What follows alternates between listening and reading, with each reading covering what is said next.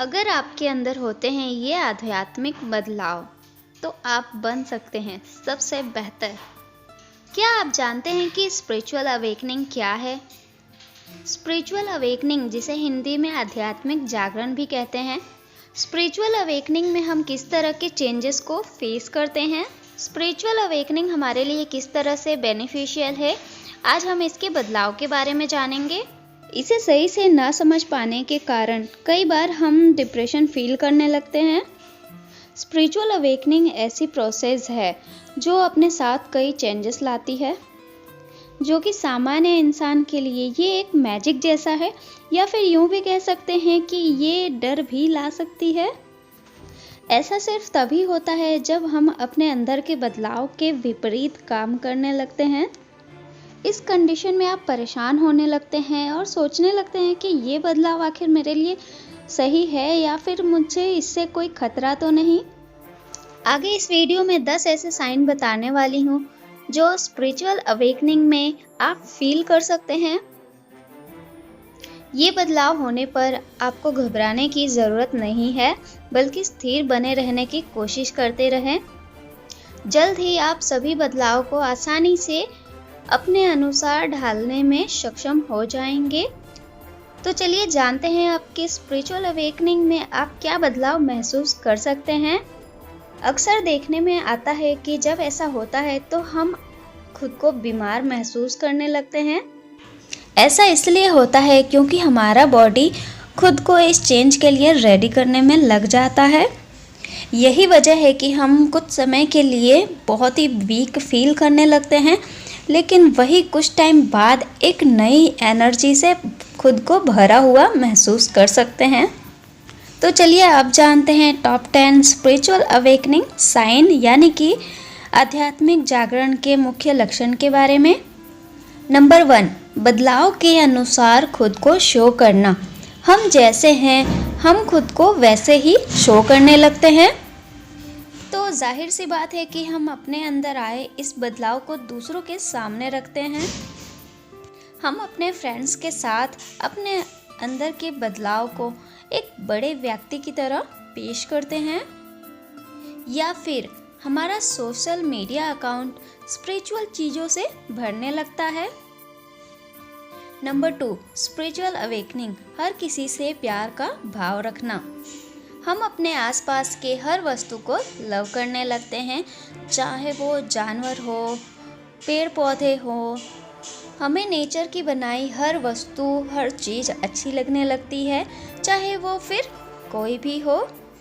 ये ऐसा बदलाव है जिसमें हमारे अंदर का ईगो, घृणा, ये सब भाव खत्म होने लगते हैं।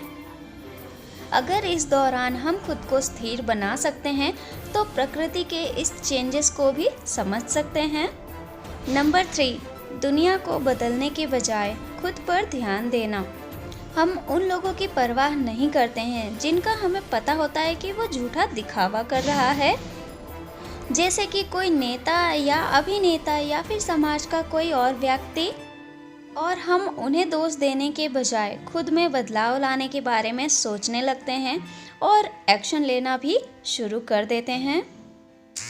नंबर 4, स्पिरिचुअल अवेकनिंग, खुद की प्रॉब्लम को हील करना। हम लोगों के सहारे रहने की बजाय खुद की प्रॉब्लम का सॉल्यूशन खुद करने के बारे में अवेयर रहने लग जाते हैं। हमें पता होता है कि खुद की प्रॉब्लम को कैसे सॉल्व करना है और कैसे उस प्रॉब्लम से बाहर आना है। दूसरों में कमियां निकालने की बजाय हम खुद को बेहतर बनाने में लग जाते हैं, जिसमें हमारा फिजिकल, मेंटल और स्पिरिचुअल लेवल पर डेवलपमेंट होता है।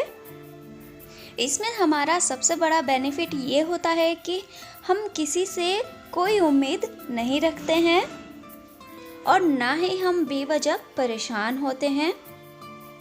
नंबर 5, प्रकृति को जानकर उसके नियम को मानना। हम ये जान जाते हैं कि प्रकृति और प्रकृति के नियम हमारे भले के लिए ही है, और जो भी होता है वो प्रकृति के मर्जी से होता है। हम उसमें कोई भी इंटरफेयर नहीं करते। ज़्यादातर लोग पावर पाने के बाद मैं ये कर दूंगा, मैं वो कर दूंगा, इस रियलाइजेशन से गुजरकर रिलैक्स हो जाते हैं, क्योंकि तब वो नेचर के रूल को सही से नहीं समझ पाते। हम जो भी काम करते हैं या जो कुछ भी खाते हैं उसका हम पर क्या असर होगा, उसके प्रति हम जागरूक रहते हैं। लाइफ का रियल मीनिंग क्या है ये समझ में आ जाता है। खुद को रिलैक्स करने की प्रोसेस और मेडिटेशन, इन दोनों से हम अपने सोल के पास और पास आते जाते हैं। नंबर 6, यूनिवर्सल वाइब्रेशन को फील करना। हम नई नई चीज़ों को बेहतर तरीके से सीखने लगते हैं, साथ ही हमारी बॉडी यूनिवर्सल वाइब्रेशन को बेहतर तरीके से एक्सेप्ट करने लगती है। यूनिवर्सल फ्रीक्वेंसी हमसे कनेक्ट होने लगती है, जिससे हम खुद की बीमारियों पर काबू पाने लगते हैं और हमारा शरीर बहुत ही बेहतर बनने लगता है। नंबर 7, सबकॉन्शियस माइंड का एक्टिव रहना। हमारा सबकॉन्शियस माइंड टाइम पर सही समय के बारे में इन्फॉर्म करवाने लगता है। जैसे कि कोई भी कार्य जिस वक्त पर होना चाहिए, हमें सबकॉन्शियस माइंड पहले ही ये बताने लग जाएगा कि अब सही टाइम आ गया है। Number 8, spiritual awakening. खास समय पर खास स्थिति।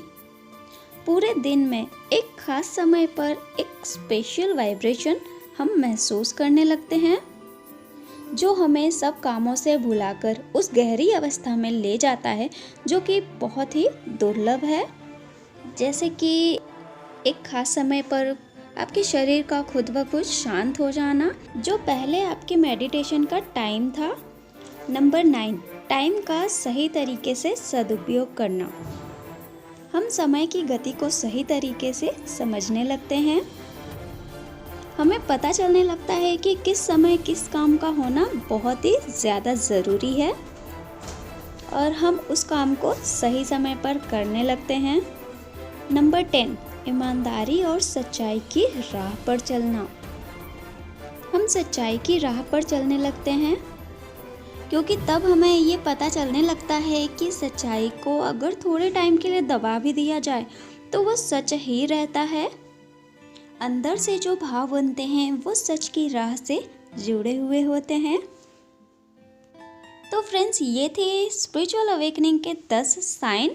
अगर आप भी ऐसा कुछ फील कर रहे हैं, अपने अंदर ऐसा कुछ बदलाव फील कर रहे हैं, तो प्लीज़ कमेंट करके ज़रूर बताएं कि आप क्या फील कर रहे हैं और आप किस स्टेज पर हैं।